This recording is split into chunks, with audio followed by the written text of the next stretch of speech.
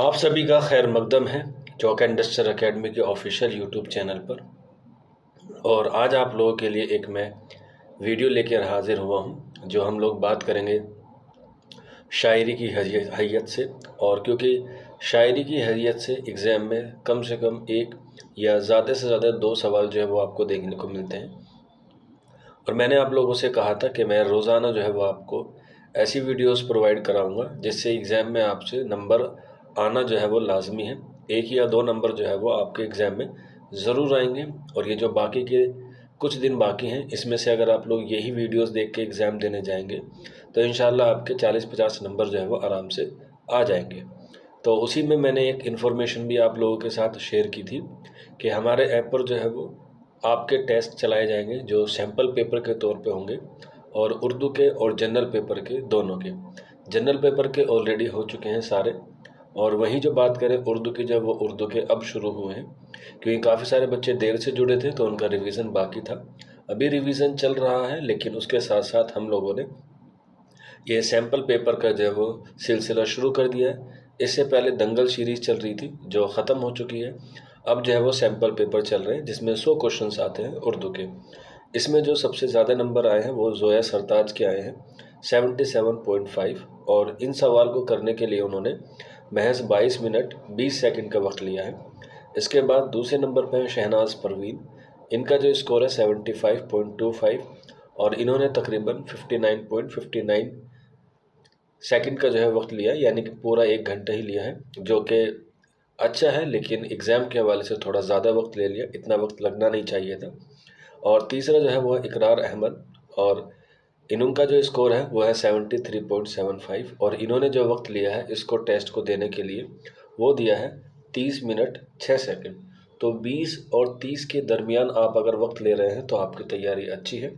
कहीं ऐसा ना हो कि आप वक्त के साथ साथ जो है वो सवाल को भी जो है वो क्या कर दें, छोड़ दें। तो इसलिए वक्त की पाबंदी करें और वक्त के हिसाब से जो है वो आप टेस्ट दें जो बच्चे हैं। और ये जो सैम्पल पेपर हुआ था इसका सोल्यूशन जो है वो मैं आपको अगली वीडियो में जो है प्रोवाइड करा दूंगा। तो आज की जो हमारी वीडियो है वो हम लोग बात करने वाले हैं शेरी हैयत के एतबार से, जो एग्ज़ाम में जो है वो आपसे पूछी जाती है। तो चलिए फिर बिना किसी देरी के शुरू करते हैं।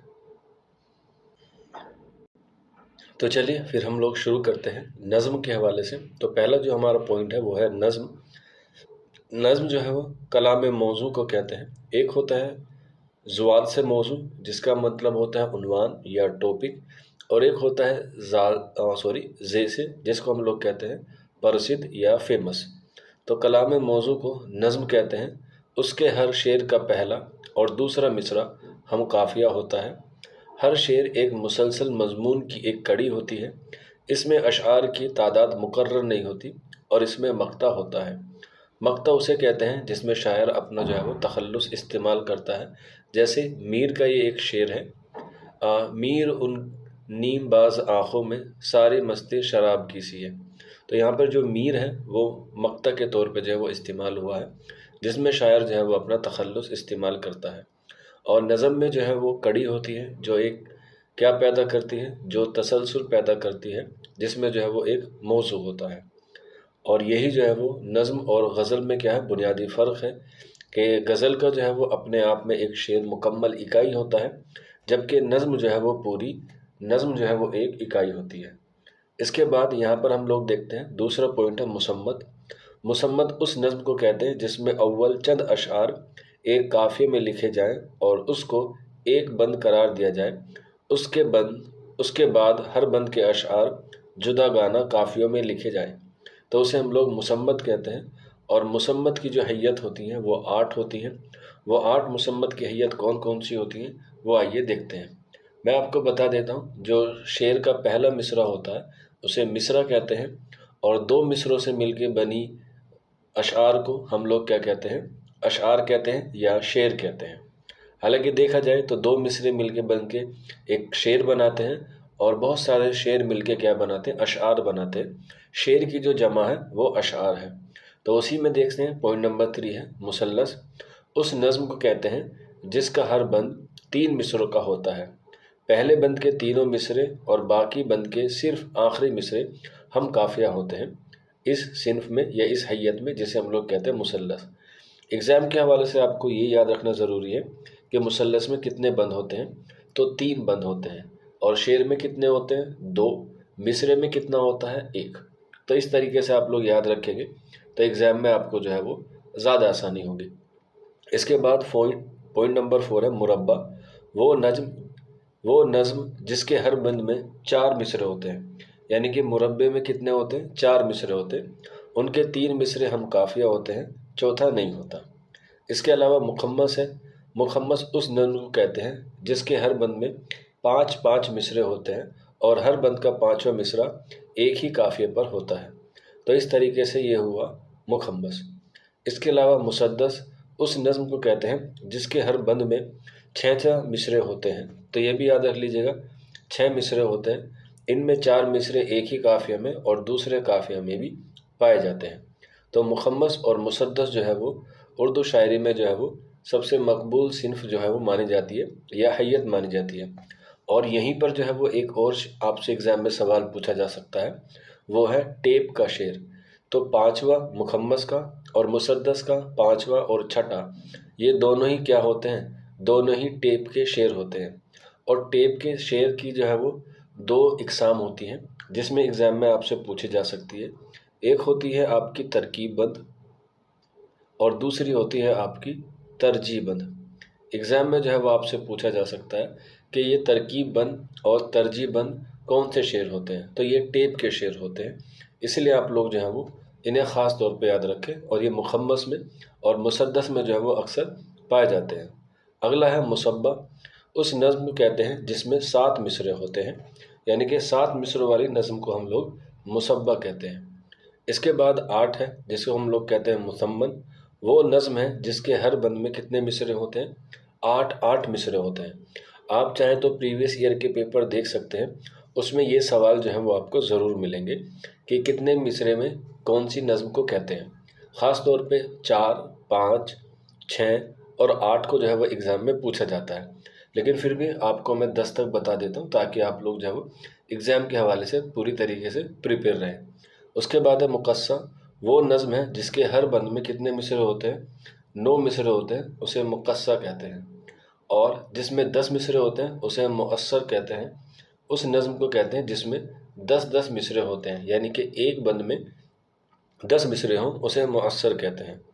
इसके बाद दिगेर हैयत भी होती हैं, जैसे यहाँ पर आप देख सकते हैं मुस्तज़ाद है। इसमें ऐसी नज़्म है जिसके हर मिसरे के आखिर में एक मुकर्रर वज़न के मुताबिक अल्फाज का इजाफ़ा किया जाए, उसे हम लोग क्या कहते हैं, मुस्तज़ाद कहते हैं।